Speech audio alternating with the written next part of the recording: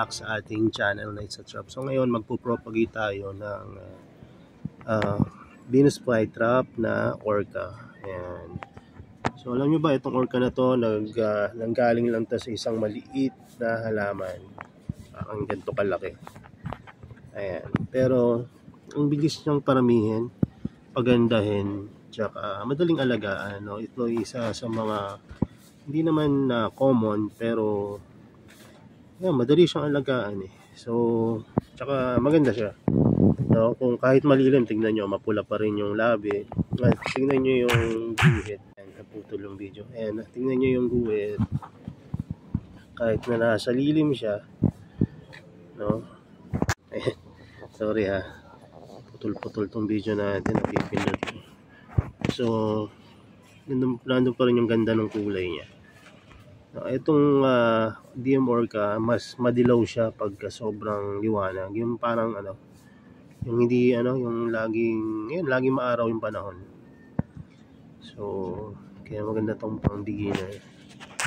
No, so ayan, habang buy one take one, kung gusto niyo maka-acquire, available pa rin to sa ating Shopee store. At kung kayo bibili, bibigyan ko kayo ng isang gantong size. Tapos isang smaller size, no. Hahanap na lang tayo.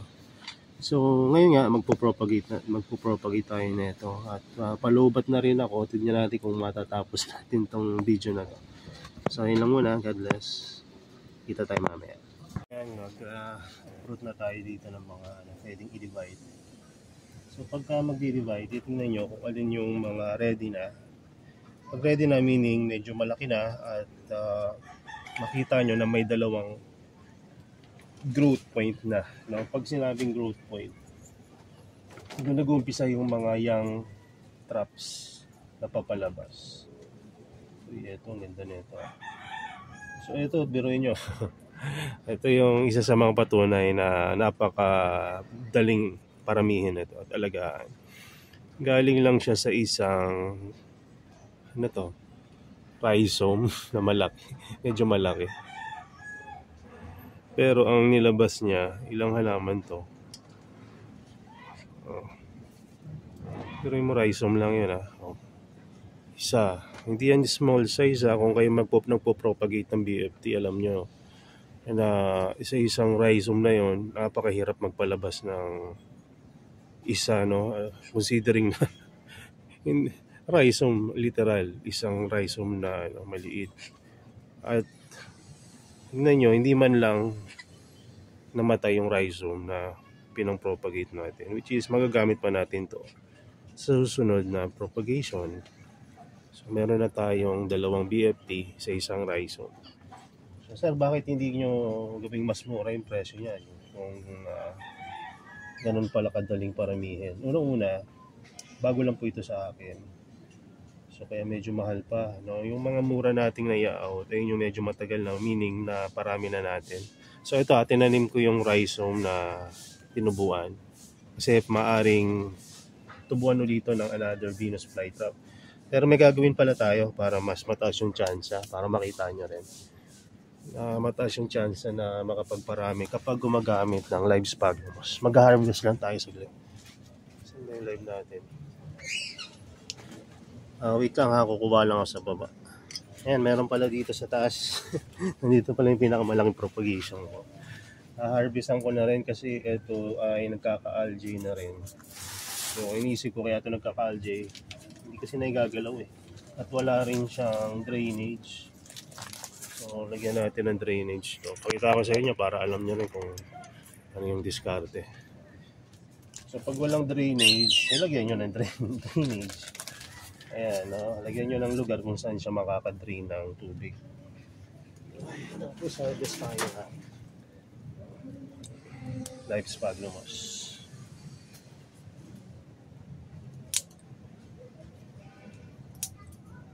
So ayan, bibigay ko sana to kay Sir Alvin, kaya lang marami pa yata siya. Papa-order lang niya ng 3 sako. Ayan. So ako na lang gagamit. Yung mga iba na gustong maka-avail ng live sphagnum, pasensya na kayo, wala akong extra ngayon. Ito na lang yung extra ko So inaano pa, nagka-algae pa. So hindi ko na may out yan. So wait lang ha, pasensya na sa gulo ha. So maayos-ayos na itong setup natin. So hanapin natin yung isang rhizome dito kanina. Ayun, ito. So itong isang rhizome, ibabalot natin siya sa ilang mga piraso ng hibla ng Lev sphagnumos. Masyadong marami nga ito. Huwag masyadong marami kasi pag nasobrahan naman kayo sa dami ng Lev sphagnumos, matutunaw naman yung halaman nyo. So, kung marami kayong ilalagay, kailangan hindi nyo didiligan ng sobra-sobra para hindi naman maglalawa or mag-cause ng pagkatunaw ng rhizome. So, etong mga ganitong klaseng rhizome na yung reuse na, yung gagamitin mo uli, maaaring hindi na siya mag-produce ng enough energy para makabuhay ng isang plantlets. Kaya, ayun, chance lang talaga yan. Kung makakakaroon siya ng panibagong plantlets na makakapag-produce pa siya. Pero dito kasi, pagkalalo na itong mga iilan pa lang na halaman na meron tayo, lahat ng pagkakataon na pwedeng makapagpa-propagate, ginagamit natin kahit na maliit na rhizome lang yun. Hindi natin sasayangin yun. Kasi dun sa minsan, meron tayo, libo-libo na yung propagation natin. Ayun, pagka ganun, minsan, ang hirap talaga. Kahit gustuhin mong yung single rhizome may maitanim po pa, minsan ang hirap dahil, tulad ngayon, mag-isa lang ako nagpo-propagate. Nangyari sa akin yun nung nag-propagate ako ng ilang ba yun? 70 pieces na bote ng tissue culture na Venus flytrap. So pagka ganun, hirap kami. Kahit dalawa na kami mag-asawa nagpo-propagate. So kaya ang ginagawa namin, yung mga good rhizome na lang yung aming itinatanim. Yung mga sobrang ninipis na rhizome na alam namin hindi nakakayanin mag-produce ng plant. Wala, inaan na lang namin yung mas sowing. Ibig sabihin nilalatag na lang namin sa pure sphagnumos. Kung may mabuhay, edi meron. Kung hindi mabuhay, edi ganun talaga. Nangyayari yun So nakaisa at dalawa na tayo. So natanim na natin to parehas.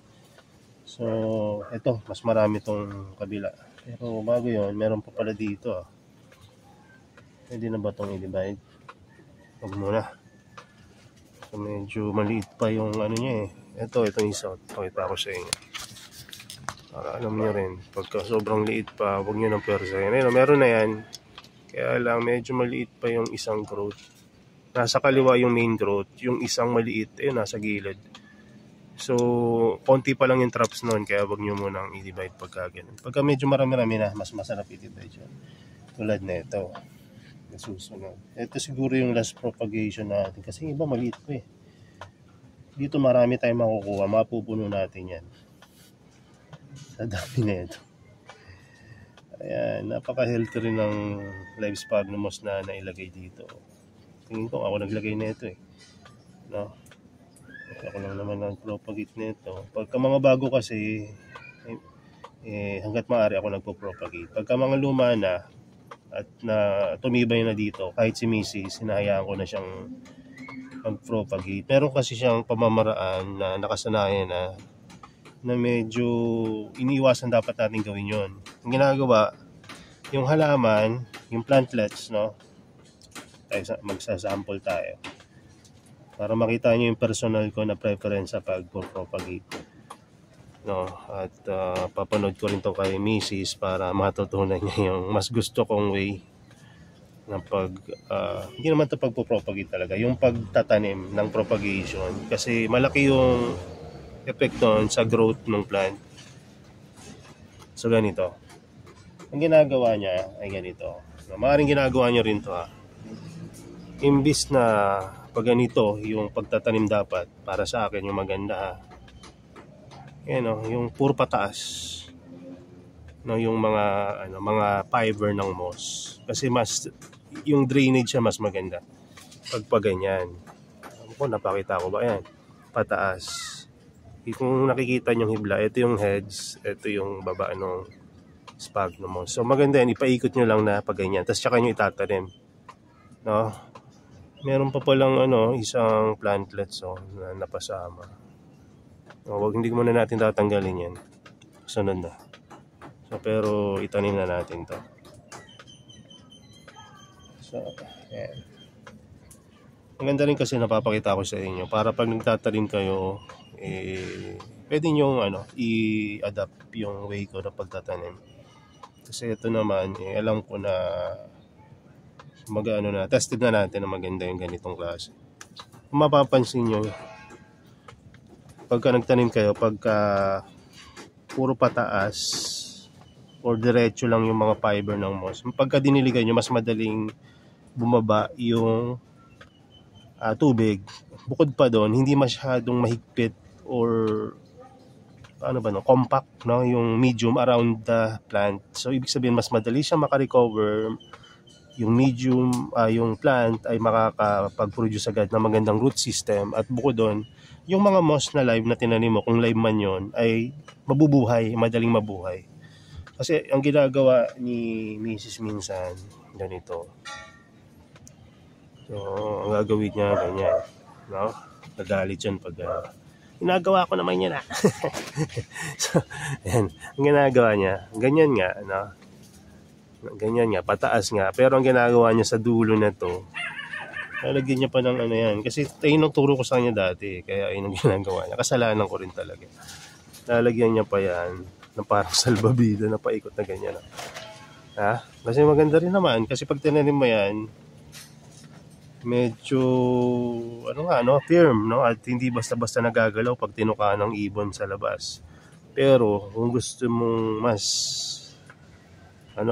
maganda yung aeration at mas mabilis, mas maganda yung tubo ng halaman, ganito. Puro patayo lang, huwag mo lang paikutan. Yung sinasabi ko dati na lagyan nyo na paikot na medium, paikot meaning pag ganun yung lagay, patayo yung sphagnum moss na ilalagay nyo, hindi pa ganun, paikot na ganun, patayo. Okay? So, sana may makanood na ito. No? Kasi may mga natuto na sa akin na yung ginagawa na parang salbabida yung yung medium, no? So, i-improve natin yung way natin kung paano natin sila nilalagyan ng medium. Kahit na hindi sa propagation, kahit na yung pagre-repat lang. Tingnan nyo, no, sabihin nyo may difference, may diferensya talaga pagka ganun yung pagkakatanim mo. No, so parang maliit na bagay lang yun, pero sa experience ko mas okay siya. Tsaka nabubuhay yung moss. Tsaka pagka tumagal, parang yung forma ng medium, nakukuha rin. Kumbaga hindi siya mukhang kaiba pag tinanim mo. After some time, parang hindi ka nagrepat. Kumbaga, maganda yung bagsak ng medium sa paligid ng plants. Tulad nito, hindi parang nakaangat. Sakto lang. Kita nyo ba? Paloobat na rin kasi ito. Ayan, tanim na natin. Dito na lang para kita. So, ito yung plants. Pag magtatanim rin kayo, ito, tweezer. Ito yung may bumalik na matagal na rin nag-aalaga pero tumigil siya. Sabi niya, kuya, baka meron kang tweezer dyan, bilhin ko na lang. Sabi ko, wala. Sabi niya, sige, bibilin na lang ako. So, kung bibili kayo, yung tweezer na piliin nyo, yung ganito, yung medyo malapad yan. Tapos, ayan, medyo flat yung handle side niya. Kasi yung iba, round dyan, pagka hinawak mo to, minsan nadudulas yung halaman. As makitid pa, hindi ganito medyo wide. Ang nangyayari, nahuhulog yung medium pati yung plants. Pero pagka ganito, saktong-sakto. Diba? Bumutas lang kayo ng maliit yan. Tanim nyo. So ako na. Anong kadaling mag-repat? Minsan, pagka may mga sobrang daming medium kayo na ilalagay sa around the plant, pag niripat nyo, ang hirap ipasok dun sa medium kung saan nyo itatanim. So, ang pwede nyo gawin doon, ganito. Bawa na parami kayo kunyari ng medium. Ang nangyayari kasi niyan, pagka inangat nyo, hindi sasama uli yung halaman. So, hindi may iwan. So, ang ginagawa ko, pagka salpak, makita nyo ba? Ayan, pag dito na lang pala. Maging kaliwete tayo ngayon. Pagka salpak dyan, sasalpak nyo medyo, ayan, di ba nandyan na, nakasalpak na. Pero pag inugot nyo yan, mahuhugot pati halaman. Ayan, Mahuhugot pati halaman. So ang gagawin nyo, ganun lang.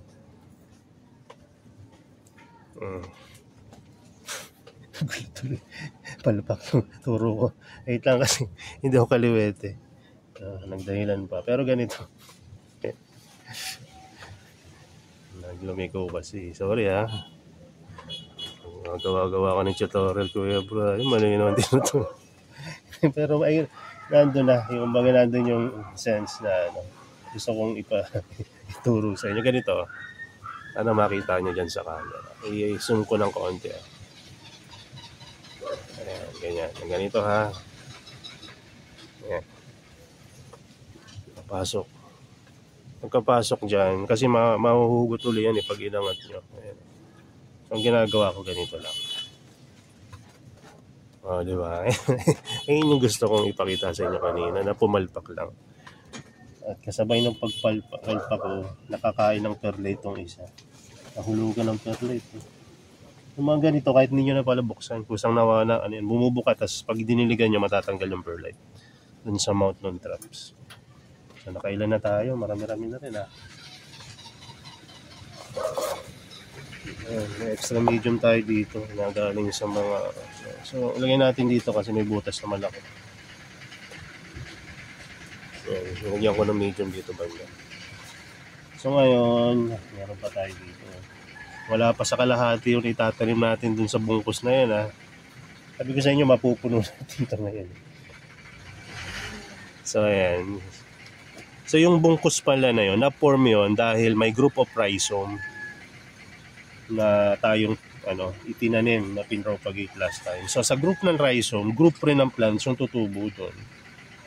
So ayan turuan ko na kayo ng mga hindi tinuturo ng iba ha. So ayan. So gusto ko rin naman kayong turuan kasi nga nakakaawa yung iba na ilang beses lang namatayan ng plants.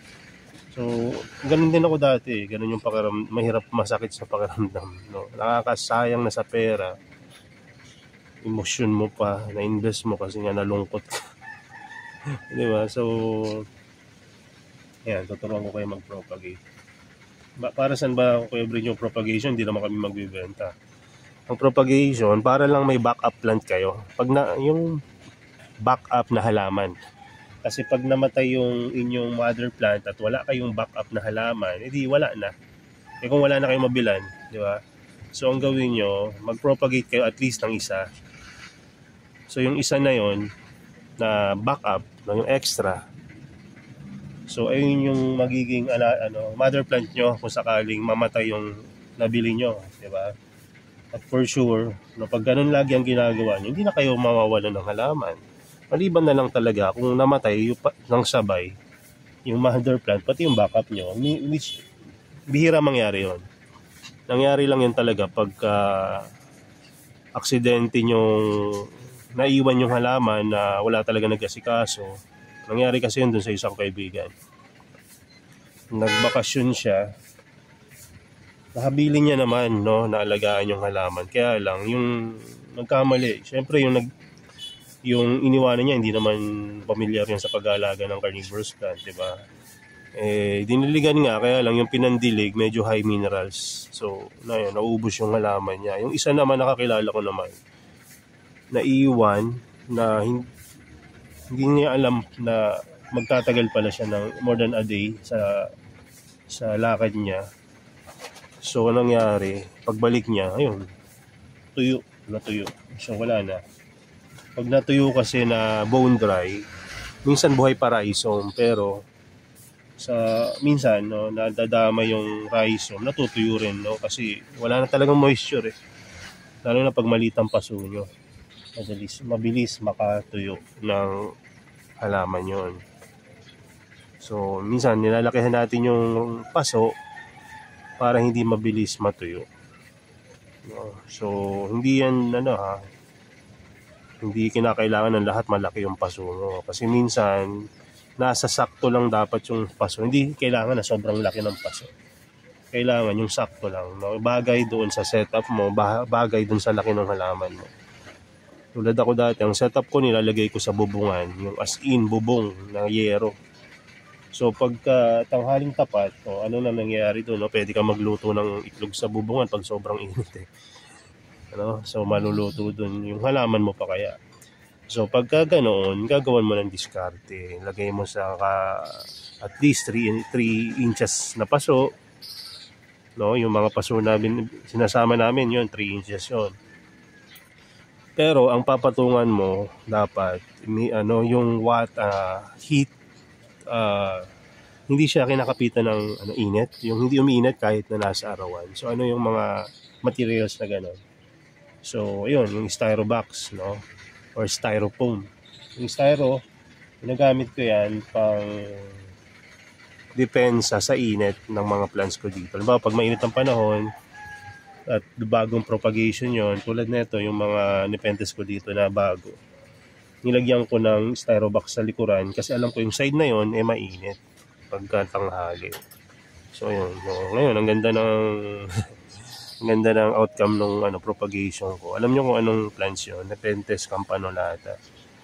So propagate ako kasi dumating dito na medyo hindi maganda yung lagay ng plants. Medyo malaki yung plants. So, imbis na itanim ko yun na mamamatay lang pag tinanim ko ng buo, ginawa ko, kinatings ko na lang. So, yun. Nagkaroon ako ng cuttings. Kaya, sana mabuhay. Hindi man mabuhay lahat ng cuttings ko, pero at least yung mga mayroon ako makasurvive kahit isa lang. Kasi gusto ko talaga yung Nepenthes campanulata. Yung seeds pala ng Nepenthes campanulata hindi na available. Tinanim ko na kasi maluluma eh. Wala namang nabili pa. So, ibig sabihin walang interested sa ganong klase siguro ng cultivar or hindi rin sila kumbaga hindi pa nila masyadong kilala yung mga cultivar, yung variety ng Nepenthes na gano'n. Pero sa akin kasi gusto ko talaga yan. Parang basic lang na Nepenthes. Pero lowlands kasi yun eh. Lowlands nakakaiba yung picture. Pero sabi nila, ang Nepenthes campanulata, isa sa mga pinakamahirap alagaan na lowland. Ayun ang sabi nila. Titingnan natin dito kung ganun nga rin ang magiging outcome. So may natira akong ganito. Hindi ko nitatanim siguro. Saan ba natin lagay ito? Dito na lang, sa malaki. Para mas tumanda siya. Ayan, bigyan natin yan. Kasi ito yung side na tinutubuan ng bagong growth. So, makakatulong sa kanya. Kaya mahalaga rin na meron kayong live sphagnums. Kung babudgetan nyo ng bumili kayo ng live sphagnums, i-propagate nyo, malaki matutulong sa inyo yan pagka nagpo-propagate. So, ngayon, didiligan na natin. Kunin ko lang yung pandilig. So, ayan. Pagka nagdidilig ako, pagka bagong tanim, medyo mas marami ako nilalagay na water kaysa yung mga regular na pagdidilig ko lang. Ayan. So, ba't ko ginagawa yung maraming tubig? No, ina-advise ko rin yan pagka bagong dating yung plants ninyo. So, para lang mapanatili nyo na low minerals, yung medium, yung plants, pati syempre itong tubig na ginagamit nyo. Pag low minerals kasi yan, nalagay mo sa maayos na araw, yung medium mo maayos rin, sigurado hindi ka papalya sa propagation. Bihira na pumalya tayo sa propagation pagka nasunod nyo yung basic na tatlo. Malinis na tubig, low minerals, malinis na medium, tapos maayos na pagpapaaraw. At yung panghuli pala, pang-apat, maayos yung pagkakatanim. Kasi kung nakaangat yung rhizome yan, or masyado namang lubog, no, pagka masyadong angat yung rhizome, matutuyo. Pagka masyadong lubog, matutunaw. Kaya dapat saktong-sakto lang. Ipakita ko sa inyo kung paano yung eksakto para alam nyo rin. At bago matapos itong video natin. So ito. Yung ibig sabihin, ayan. Ito yung maayos na pagkakatanim. Kita nyo yung new growth, nasa ibabaw pa rin ng medium. No? Hindi natatabunan. Pati dito sa malaki, ganun din yon. Pati dito sa, ayan, dito sa isa. Ito yung mga bagong tanim natin, no? Oh, ayan, naka-ayos ng tanim. Basta yung new growth, medyo nakaangat. Na kung hindi man nakaangat yan, kailangan siguraduhin nyo na walang harang, no? At least naarawan siya. Minsan kasi sinasadya ko rin na ilalim yan kapag sobrang init or masyadong manipis yung medium. Pero ito sakto lang eh. Ayan, sakto lang yung medium niya. Pero kung dumating ano to, kung ire-repat ko, medyo taasan ko pa ng konti. Kasi madali pa rin pumatuyo eh. Ayan, ayun. Hindi nyo kung gaano karami yung naitanim natin ngayon. Baka may nakalimutan pa ako Pero ayan. Diba? Sa isang maliit na tumpok, halos na puno uli natin yung Nepenthes, Venus flytrap orca natin na tray. Diba? So, ito pala, announcement. May paparating tayo ng mga bagong cultivar. DM Salmon, DM Prickistar, DM Cerberus, DM Vladinars, no? Bumili tayo ng additional mother plant para mas maparami natin. Ano pa ba? Basta marami tayong bago. Hindi ko kilala yung iba kasi, kaya ngayon ko lang nakikilala. Bakit tayo nag-add? Kasi nga kakaroon ng problema ngayon sa sa presyuhan ng mga carnivorous plant, no? So yung iba sa mga seller kasi ganito, na mini-maintain dapat namin yung pressure or value ng plants, no, in favor sa amin at sa collector at sa bibili na rin. Kasi halimbawa, bumili ako ng orca, halimbawa worth 800 pesos. Tapos may iba nagbebenta naman 300 pesos.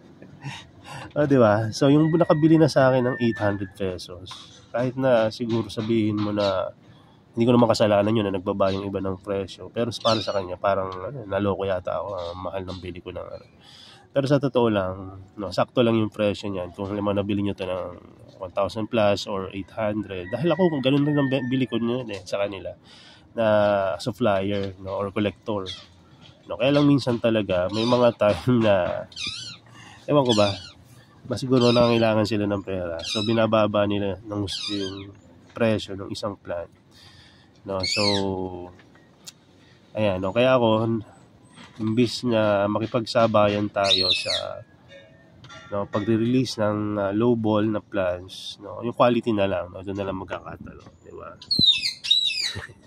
So ayan, pansin nyo naman siguro yan, kapag bumili kayo ng kahit na small size na Venus flytrap dito sa store natin, lalo na yung mga grown, no, sa outdoor, kasi bihira naman tayo merong grown sa indoor ngayon wala na, kasi dati nagbebenta pa rin ako ng indoor grown, no, yung tipong buy and sell na lang, bili sa supplier tapos benta. Pero ngayon lahat to propagation na, so kaya yung mga nabibili nyo, pansin nyo, ang bilis lumaki. Maliban na lang sa napabayaan talaga, natitegi talaga yan. Kahit sa akin kung mapabayaan ko, mamamatay talaga yan. Pero pansinin nyo kahit yung nakabili sa inyo ng mammoth D6L B52 na hindi nalaki dito, mabilis yan lumaki sa inyo, no? Hindi nyo man sabihin sa akin na yun yung dahilan bakit pa rin kayo bili ng B52 kahit na maliit yung B52 ko na nire-release. Alam nyo kung bakit lumalaki agad sa inyo? No, ayun yung isa sa mga dahilan, yung characteristic ng Venus flytrap na kailangan niya ng dormancy. Aminin man natin to, hindi. Na dormancy meaning yung pagbago ng klima, growing condition, mula sa isa papunta sa isa pa. So, kung sa akin, masyadong full sun, tapos in-acclimate nyo, nilagay nyo sa shaded, at napalaki nyo na uli. So, ayun. So, yun yung isa sa paraan para ma-induce mo yung dormancy kahit na hindi nag-i-snow dito sa lugar natin. So, paano ang ginagawa ko pag dito? No? Isang mabilis lang, no? Before tayo magkahiwa-hiwalay. Ang ginagawa ko, imbis na nasa full sun sila, nilalagay ko muna sa shaded and less hangin na lugar. No? Yung medyo humid, no? Tatagalin ko ng ilang buwan, pagka okay na, no, ililipat ko na doon sa mas maaraw. At doon na magigising na yung mga yan, labasan na yung mga new growth nila. Basta siguraduhin nyo na huwag masyadong basa yung medium kapag ini-induce nyo yung dormancy. So, lang, saktong-sakto lang. Kasi masyado yung binasa yan, mag-algae, tunaw yung dinormant nyo. So, magtanong kayo pagka may tanong kayo tungkol sa dormancy, pero gagawin ko na lang ng video para mas madali, no? Imbis na mag-message pa. Pwede na ba kayo mag-message pag may mga specific kayong tanong. So yun lang muna. Salamat sa pagsama sa akin sa pagpo-propagate ng Venus flytrap ng cultivar ay ang orca. So yun lang muna, at Ayun pala, no, magkakaroon rin tayo ng DM space. No? Isa rin yan sa mga ultra rare, tulad ng salmon. DM salmon. No? At wacky traps, paparating rin pala, wacky traps. Ayan, no? Classic yan na isa sa mga mahirap alagaan na halaman. So, yan na pala. No? Venus flytrap rin yun, yung wacky trap. So, yun lang muna. God bless. And bye-bye.